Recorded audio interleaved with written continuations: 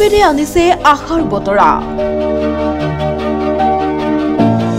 জটিলতকৈও জটিল ৰোগ নিৰাময় কৰিছে আয়ুৰ্বেদে প্ৰাকৃতিক নিয়মেৰে ৰোগ নিৰাময় কৰিবলৈ সনাতন কেন্দ্ৰত ভিৰ লাগিছে ডক্টৰ দীপজ্যোতি ডেকাই বহুতৰ মুখলৈ ঘূৰাই আনিছে হেৰুৱা হাঁহি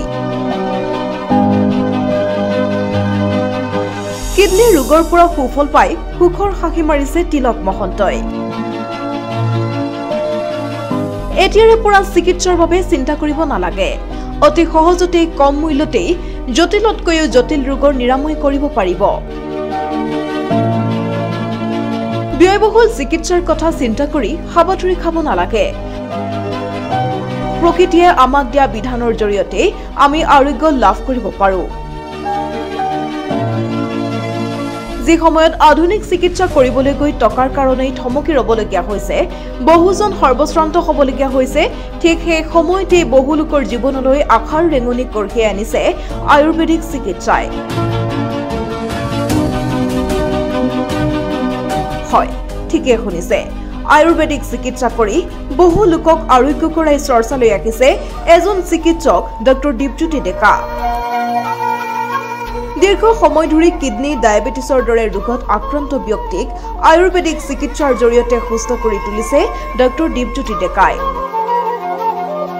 এগৰাকী গুৱাহাটী মহানগৰীৰ নিবাসী ৬৪ বছৰীয়া তিলক মহন্ত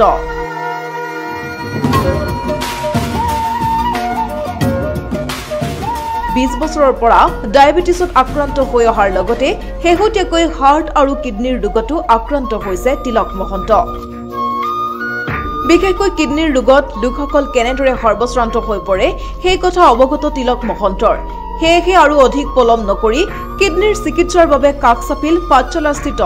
আয়ুৰ্বেদিক চিকিৎসা কেন্দ্ৰ সনাতন কেন্দ্ৰৰ কেন্দ্ৰটোত আয়ুৰ্বেদিক চিকিৎসক দীপজ্যোতি ডেকাৰ নেতৃত্বত চলিল কিডনীৰ চিকিৎসা চিকিৎসক দীপজ্যোতি ডেকাৰ তত্ত্বাৱধানত চিকিৎসা গ্ৰহণ কৰি সুফল লাভ কৰিছে তিলক মহন্তই নাম তিলক মহন্ত মোৰ এজ 64 ইয়াৰ্ছ মই ৰিটায়াৰ্ড পাৰ্সন মই আজি 20 বছৰমান ধৰি পেলাই টাইপ 2 ডায়াবেটিছ ৰোগত ভুগি আছো লগতে যোৱা 2017 চনৰ পৰা মোৰ হাৰ্টৰ ব্লক আছিল ব্লকৰ মই কোনো অপাৰেশ্যন কৰা নাছিলো তো এবাৰ কি হ'ল আকৌ হাৰ্টৰ মোৰ বাঢ়িলে বহাৰ লগে লগে মই ভাবিলো যে বুলি এলোপেথিক ট্ৰিটমেন্ট কৰা যাওক ঠিক এলোপেথিক ট্ৰিটমেন্ট কৰিবলৈ যেতিয়া গলো তাৰ টেবলেট খোৱা হ'ল খাই যেতিয়া ডক্টৰৰ ওচৰত যেতিয়া ব্লাড টেষ্ট কৰা হ'ল তেতিয়া দেখা গ'ল যে ক্ৰিয়েটিনাইন বাঢ়ি আছে আৰু ডক্টৰে মোক তেতিয়া ক'লে যে আপোনাৰ ক্ৰিয়েটিনাইনটো যদি নকমে তেতিয়া এই অৱস্থাত আপোনাৰ অপাৰেশ্যন কৰিব পৰা নাযাব মই চিন্তা কৰিলোঁ মোৰ আগৰবাৰ ডায়াবেটিছ আছেই হাৰ্টৰ প্ৰব্লেম হ'ল লগতে মোৰ এতিয়া কিডনী প্ৰব্লেম আহি গ'ল ক্ৰিয়েটিনাইন বাঢ়ি গ'ল গতিকে মোৰতো অসুখটো এতিয়া যথেষ্ট ডাঙৰ হৈছে তিনিটা অসুখ যিটো গোট খালে এইটোত আৰু মোৰ সমস্যাবোৰ এতিয়া ডাঙৰ হ'ব সেইচাই ভাবিছিলোঁ যে পতঞ্জলি নহ'লে হিমছত গৈ পেলাই মই অল্টাৰনেটিভ মেডিচিনৰ ট্ৰিটমেণ্ট ল'ম এইদিনে যোগাযোগ চলি থাকোঁতে গম পালোঁ যে আমাৰ নলবাৰীতে বৰমাত চিমছ বুলি এখন আপোনাৰ হস্পিটেল খুলিছে যেনেকৈ প্ৰাকৃতিক চিকিৎসা দিয়া তেওঁলোকে গোটেই ট্ৰিটমেণ্টখিনি কৰে মই ইণ্টাৰনেট চালোঁ চাই তেওঁলোকৰ বিষয়ে জানিলোঁ আৰু নগাঁৱৰ এজন পেচেণ্ট তেওঁ তাতে গৈ কিডনী ট্ৰিটমেণ্ট কৰি ভাল হৈ আহিছে আৰু তেখেত আমাৰ চিনাকি মানুহ নগাঁৱৰ সেই সূত্ৰে মই বোলো ঠিক আছে চিমছৰ ডক্টৰৰ লগতে আলোচনা কৰিলোঁ তাতে মই 7 দিন থাকিলোঁ 7 দিনত তেওঁলোকৰ ট্ৰিটমেণ্ট আৰম্ভ কৰিলে তাত মেইনলি ৰাতিপুৱা চিকিৎসা আৰম্ভ হয় তাতে 7 দিন ট্ৰিটমেণ্ট ল'লোঁ লৈ 10 তাৰিখে ঘৰ পালোঁ এতিয়া ডক্টৰে ক'লে যে ঠিক আছে আপোনাৰ পাৰামিটাৰখিনি চাবৰ কাৰণে মিনিমাম 15 দিনৰ পিছত আপুনি ব্লাড টেষ্ট কৰি চাব মই যোৱা 18-10 তাৰিখে ব্লাড টেষ্ট কৰিলোঁ ব্লাড টেষ্টত দেখা গ'ল যে মোৰ ক্ৰিয়েটিনাইন লেভেলটো কমিছে 1.3 লৈ আহিছে আৰু মোৰ যিখিনি ব্লাড টেষ্টৰ ৰিপৰ্ট হাৰ্টৰ যিখিনি আপোনাৰ কোলেষ্ট্ৰল বা ট্ৰাইগ্লিচাৰাইড লেভেল এইখিনি উইদিন লিমিটত গুচি আহিছে মোৰ সুগাৰো কমিছে সেই হিচাপে সুগাৰ আগতকৈ বহুত কমি গ'ল আৰু লগতে যিটো মোৰ ইউৰিক এচিডৰ প্ৰব্লেম আছিলে ইউৰিক এচিডো মোৰ এতিয়া নৰ্মেল হ'ল এতিয়া মই হাৰ্টৰ যিখিনি বুকুৰ বিষ হৈ আছিল সেই বিষখিনি বহুতখিনি উপশম হৈছে আৰু মই নৰ্মেল ফিল কৰিছোঁ এতিয়া মোৰ বিশ্বাস যে 3 মাহ যদি মই ট্ৰিটমেণ্টটো সম্পূৰ্ণ লওঁ তেতিয়াহ'লে ডক্টৰে কোৱাৰ নিচিনাকৈ মোৰ অসুখবিলাক নাইকিয়া হ'ব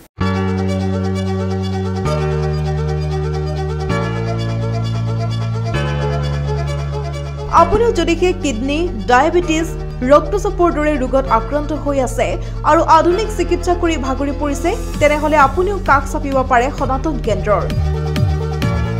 সেভ কৰি ৰাখক 6000503095 98640499951 এই দুটা নম্বৰ এই দুটা নম্বৰত যোগাযোগ কৰিব পাৰিব চিকিৎসাৰ বাবে চিকিৎসক দীপজ্যোতি ডেকাৰ চিকিৎসাই আপোনাৰ মুখতো বিৰিঙাব পাৰে এটি হাঁহি